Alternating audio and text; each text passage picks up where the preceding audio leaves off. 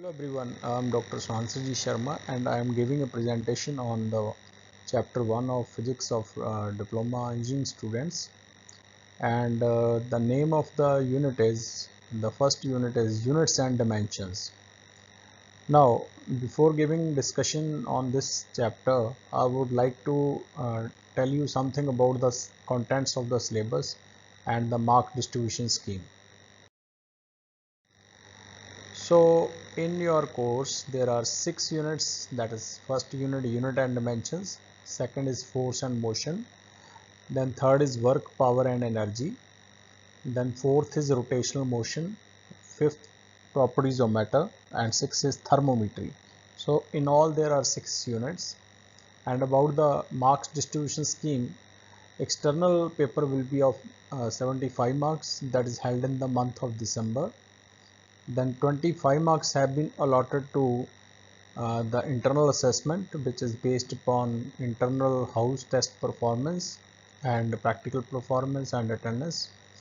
And lastly, 25 marks have been allotted to the practical exam, which is held after the theory exams. So it all makes 125 marks. So now let's start the chapter 1, that is unit and dimensions. Now the very first topic of that is physical quantity. Now what do you understand by a physical quantity? Now physical quantity is that which can be measured. So that quantity that can be measured directly or indirectly. By any ways, if we can measure a quantity, that quantity is termed as physical quantity. For example, length. Length we can measure. Length of a room, length of a hall, length of the road, the distance between the two cities. So we can measure. So length is a physical quantity. Similarly, mass can be measured. Mass of any object can be measured. It may be in grams or kilograms or quintals. Then similarly, time also we can measure. Uh, so seconds, minutes, hours, days. So time is also a physical quantity. Similarly, force.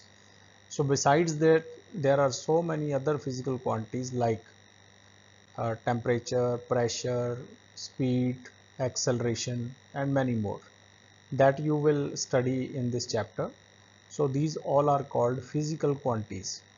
Now physical quantity is represented as by two things. One is magnitude and other is unit. Now magnitude means numerical value, and unit, now for any quantity there are particular units, like unit of mass is kilogram. So if suppose if we have a value, I take a mass and let its value is let it is 6 kilogram, so 6 kg. Now here 6, what is 6? 6 is magnitude, and what is unit? Unit is kilogram. So 6 kilogram. So this is the unit of mass. So here I take mass. So mass is equal to 6 kilogram. So here 6 is magnitude and kilogram is its unit. Now the same quantity I can express it in grams. So if I have to express the unit gram, then for the same quantity 6 will change to 6000. So here I will write the 6000 gram. Now 6 kilogram and 6000 gram both are equivalent, both are equal. So we can say that quantity do not change. If we change the unit, then number changes but the quantity do not change. 6 kilogram and 6000 gram are equal. So from here we can conclude that the n and u, that is quantity, remain same. Quantity will remain same. So product of n and u will remain constant, or you can say n1 u1 is equal to n2 u2. Means same quantity we can express by unit 1 or by other unit, like kilogram can be represented by gram, meter can be represented by centimeter, but on changing the unit from u1 to u2, the numerical value will change from n1 to n2, but the overall quantity will not change. So from here we can conclude that the magnitude of the quantity is inversely proportional to the unit. It means if unit is bigger, if unit is have large value, then quantity will be small.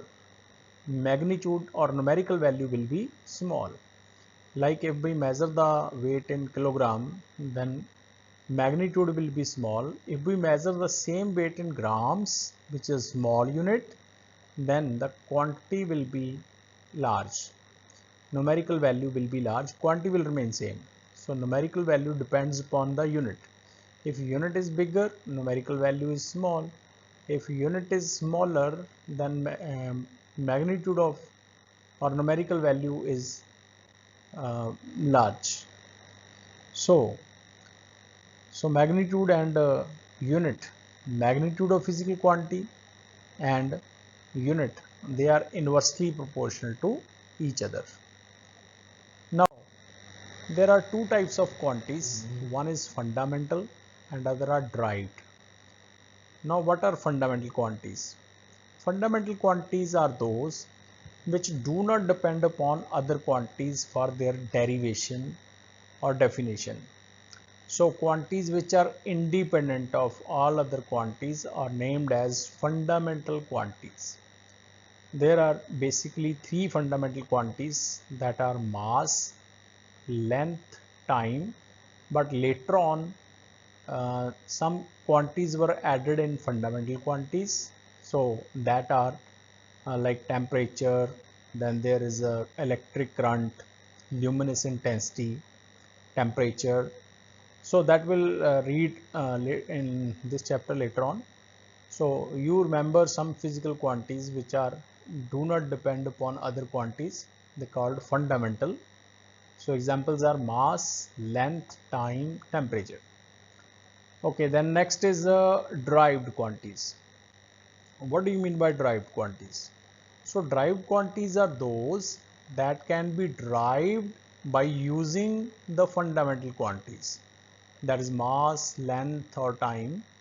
How we can derive these quantities? By multiplying or dividing. For example, speed.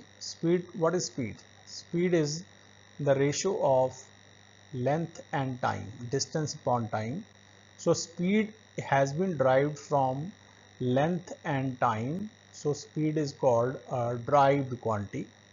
Similarly, acceleration, force, work, energy, area, volume, so many other quantities, they are all derived. So except these quantities, that is mass, length, time, temperature, pressure, electric current, luminous intensity, I will tell you the 7 fundamental quantities, and beside that all other quantities are derived quantities. Next is the unit. Now first of all, what is a unit? Unit is a standard with which a given quantity is compared. Like there are some units like meter, kilometer, kilogram, gram, centimeter, second, time, hour, minutes. So these are some units. Like for force we use a dyne or Newton, and joule unit we use for work or energy. So these are units. Now units are of two types, fundamental and derived. Fundamental units we use for the fundamental quantities, that is mass, length and time, uh, that are called fundamental unit or basic units. Like kilogram is a fundamental unit, meter is a fundamental unit of length, second is a fundamental unit of time. So these are fundamental units.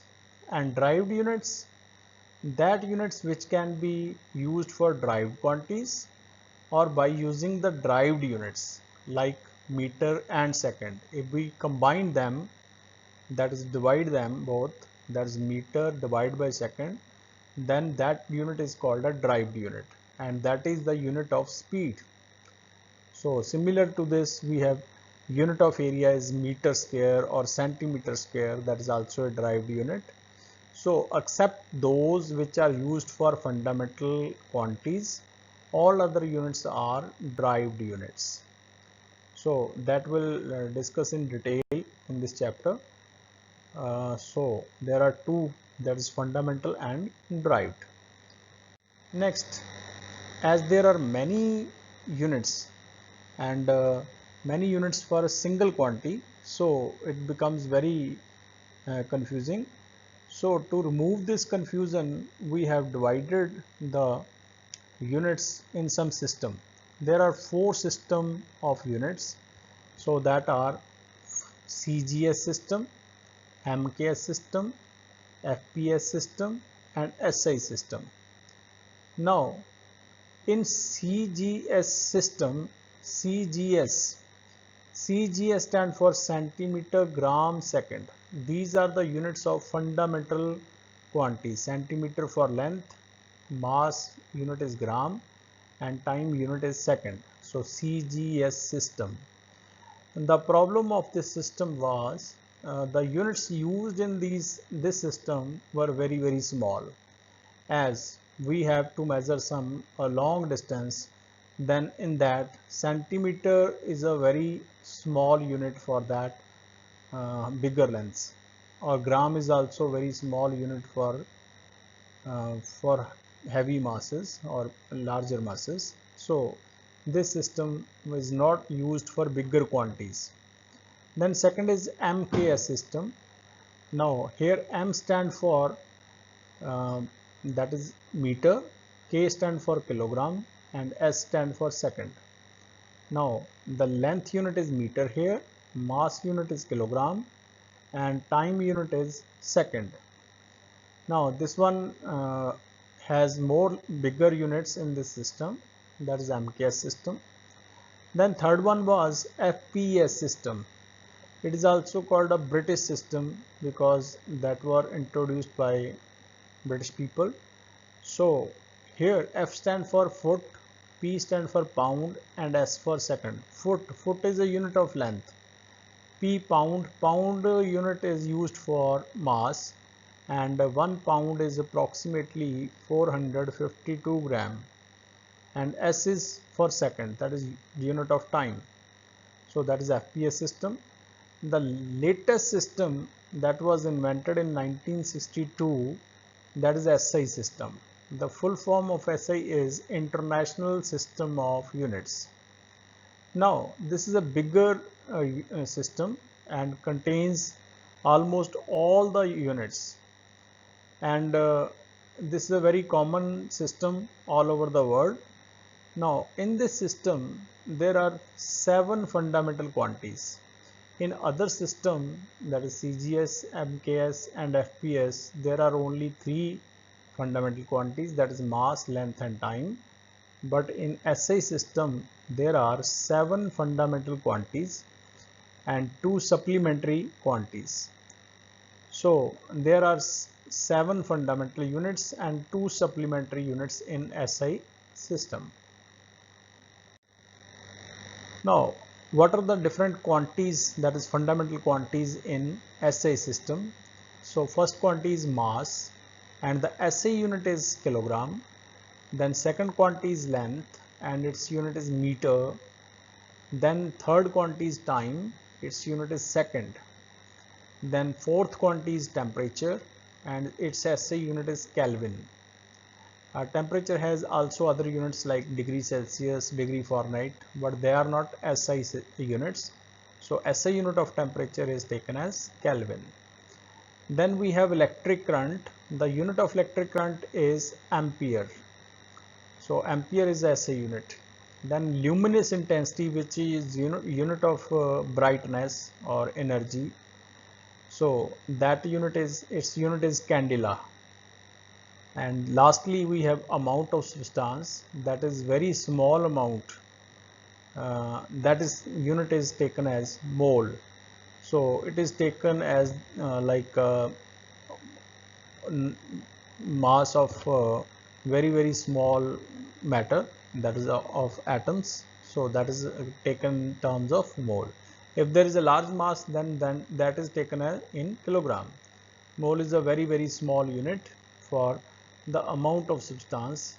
That is for, actually it is a unit for quantity.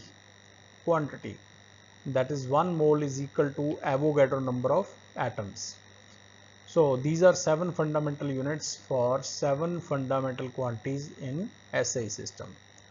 So in this lecture you have learned about what is a physical quantity, what are the types of physical quantity, then what is a unit, what are the types of units, different system of units, then fundamental units in SI system. So that's all in this lecture. Thank you. Thanks for watching. Thank you very much.